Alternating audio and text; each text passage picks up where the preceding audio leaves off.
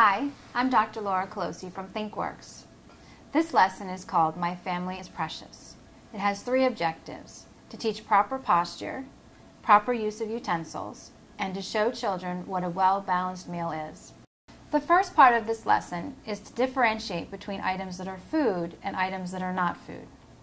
Begin by taking a large think block and write the word food across the front. Place it on the table. Take another large think block and write the words not food on the front. Put the 2 blocks next to each other so that your children can make the difference between the 2. Begin by asking them to name things that are food. For example, vegetables, meat, and so on. Now ask them for items that they see that aren't food. For example, a fork or the table.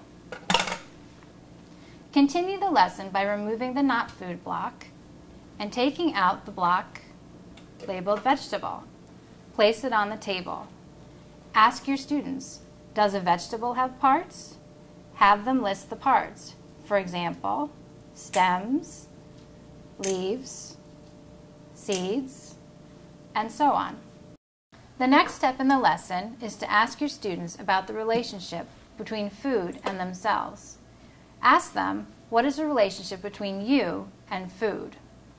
For example, they might answer, we need food, or we eat food. From there, you can discuss what makes up a well-balanced meal to keep us healthy. Finally, we're going to ask your students what the relationship is between food and their manners. Let's also look at this from 3 different perspectives. Take a large think block and write the word home on it. Point the reflective side at the relationship we're talking about.